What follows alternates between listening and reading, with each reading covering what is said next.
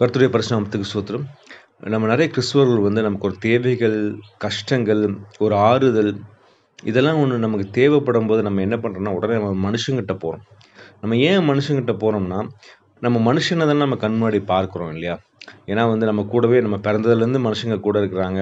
For example அப்பா, அம்மா இருக்கலாம், நம்முடைய ஃப்ரெண்ட்ஸா இருக்கலாம், இல்லைனா ரிலேட்டிவ்ஸா இருக்கலாம், இல்லைனா கூட பிறந்தவங்களா இருக்கலாம். இவங்கெல்லாம் நம்ம கண்கள்ல பார்த்து, நமக்கு ஒரு தேவைகள் இருந்ததுன்னா நம்ம என்ன பண்றோம், உடனே நம்ம அவர்களை போய் நம்ம பார்க்கிறோம். ஏன்னா நம்ம கண் பார்க்கிறது தான் நம்ம நம்பிக்கொண்டு இருக்கிறோம். ஆனா நம்ம யார நம்பணுங்க ஆக்சுவலா? ஏன் நம்ம கடவுள்ட்ட போறதில்ல? ஏன்னா நம்ம கடவுள் தான் சொல்றார்ல, எல்லாத்துக்கும் எங்கிட்ட வான்னு சொல்றாரு.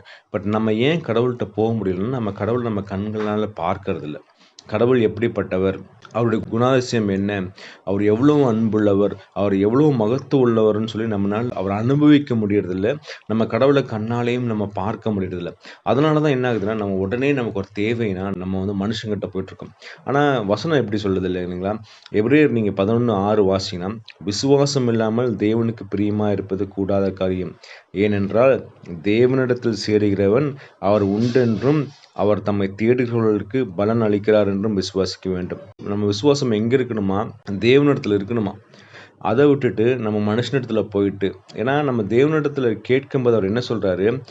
அவர் ஒன்றென்றும் அவர் தம்மை தேடுகிறவர்களுக்கு பலன் அளிக்கிறவர் என்றும் விசுவாசிக்க வேண்டுமா? இல்லை நம்ம கடவுள்கிட்ட போய் நமக்கு ஒன்று கேட்டோம்னா, கடவுள் நமக்கு அதை ஆன்சர் பண்ணுவார்.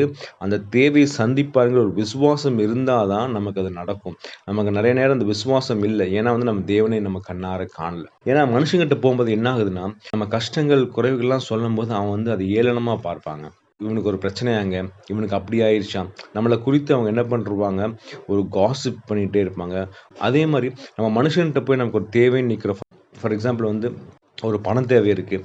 அந்த பண தேவைக்காக நான் மனுஷனிடத்துல போய் நிற்கும் போது அவன் என்ன சொல்லுவான்னா, நம்மளை ஃபஸ்ட்டு மேலேயும் கீழேயும் பார்ப்பான். இவனுக்கு உண்மையாகவே பிரச்சனை இருக்கா, இல்லை சும்மா கேட்குறானா, இல்லைனா என்ன பண்ணுவான், என்கிட்ட காசு இல்லை நீ போ அப்புறம் வா அப்படின்னு சொல்லி நம்மளை ஏளனப்படுத்துவாங்க. ஆனால் வசனம் என்ன சொல்லுதுன்னு நீங்கள் பார்த்தீங்கன்னா, கடன் வாங்கினவன் கடன் கொடுத்தவனுக்கு அடிமை. ஒன்ஸ் நம்ம அவங்ககிட்ட எதையாவது பெற்றுக்கொண்டாலும், இல்லை ஒரு ஒரு ஃபேவராக இருந்தாலும் சரி, ஒரு கடனாக இருந்தாலும் சரி, நம்ம பெற்றுக்கொண்டோம்னா நம்ம கடைசி வரைக்கும் நம்ம அவனுக்கு அடிமையாயிரும். இல்லை ஏன்னா கர்த்தருடைய ஆசீர்வாதம் தாங்க ஐஸ்வர்யத்தை தரும். அவர் அதோட வேதனையை கூட்ட மாட்டார். ஆனால் மனுஷங்கிட்ட இருந்தும் நீங்கள் ஒரு ஆசீர்வாதத்தை நீங்கள் பெற்றுக்கொண்டீங்கன்னா கண்டிப்பாக நம்ம என்ன ஆகும்னா ஒரு வேதனை இருக்க தான் செய்யும். அதனால் நமக்கு ஒரு வேலையிலையோ, ஒரு பிஸ்னஸ்லையோ, இல்லை நம்ம ஒரு முதலாளி மேலேயோ, இல்லை ஒரு கம்பெனி மேலேயோ, அப்பா அம்மா, ஒரு அதிகாரிகள் மூலியமாகவோ யார் மேலேயும் நம்ம நம்பிக்கை வைக்கவே கூடாதுங்க. ஏன்னா நம்ம நம்பிக்கை தேவன் மட்டும்தான். ஏன்னா வசனம் அழகாக சொல்லுது. நீங்கள் சங்கீதம் 146:5 பார்த்தீங்கன்னா, யாக்கோபின் தேவனை தன் துணையாக கொண்டிருந்து தன் தேவனாகிய கர்த்தர் மேல் நம்பிக்கை வைக்கிறவன் பாக்கியவான். நம்ம நம்பிக்கை யார் மேல வைக்கணுமா? யாக்கோபின் தேவன் மேல வைக்கணும். அவன் தான் ஆசீர்வதிக்கப்பட்டவன், அவன் தான் பிளெஸ்ட் மேன். ஸோ அதனால இன்னைக்கு நம்மளுடைய நம்பிக்கை யார் மேல இருக்கு? நம்ம யாரை சார்ந்து வாழ்ந்து கொண்டிருக்கிறோம்? யோசேப்பு அதுதாங்க. கடவுளோடு அழகா போயிட்டு இருந்தார். இல்லை அவரை ஜெயிலில் தூக்கி போடுறாங்க. ஜெயிலில் போட்ட உடனே அவர் ஒரு மனுஷனை சார்ந்து இருக்க ஆரம்பிச்சு பானபாத்திரக்காரன்கிட்ட சொல்றாரு, நீ வெளியே போனதுக்கப்புறம் என்னை நினச்சிக்கொள்ளு, என்னை தயவு செஞ்சு வெளியே என்னை காப்பாற்றி கொண்டு வா, நான் எந்த குற்றமும் செய்யலைன்னு சொல்லுவார். யோசிப்பு கடவுள்கிட்ட போயிருந்துருக்கலாம், இல்லை கடவுள் கூட தான் இருக்கிறார். ஆனாலும் அந்த கஷ்டத்தை கடவுள்கிட்ட கேட்டிருந்தாங்கன்னா கடவுள் சொல்லியிருப்பார், இன்னும் 2 வருஷம் வெயிட் பண்ணுப்பா, கரெக்டான டைம் வரல, அந்த டைமில் உன்னை நம்ம கூட்டிகிட்டு போகிறேன்னு சொல்லியிருப்பார். ஆனால் இவர் என்ன பண்ணுறாரு, பானபாத்திரக்காரன்ட்ட சொல்கிறாரு. பானபாத்திரக்காரன் மறந்து போயிட்டார். இல்லை ஒரு ஏமாற்றம் தான். நம்ம மனுஷனை நாடி போகும்போது அவர் ஏமாற்றம் வருது இல்லையா. 2 வருஷம் மறந்துட்டார். அது எப்படிங்க மறக்க முடியும்? நமக்கு ஒரு நல்லது செய்கிறாங்க, நம்ம அவர் மூலியமாக நம்ம வெளியே போகிறோம். ஆனால் நம்ம வெளியே போய் அவரை மறந்துக்கிறோம். ஏன்னா கடவுள் தான் அதை பண்ணுறார். ஏன்னா கடவுளுக்கு தெரியும் யோசேப்பு எந்த நேரத்தில் வெளியே கொண்டு வரணும், எந்த நேரத்தில் அவனை பிரைம் மினிஸ்டர் ஆகணும்னு சொல்லி கடவுளுக்கு கண்டிப்பாக தெரியுங்க. அதனால் கடவுள்கிட்ட நம்ம சார்ந்து இருக்கும்போது ஏற்ற வேலையில் நம்மளை வெளியே கொண்டு வரங்க. நம்ம பிரச்சனையில் இருந்தெல்லாம் சால்வ் பண்ணிடுவார்.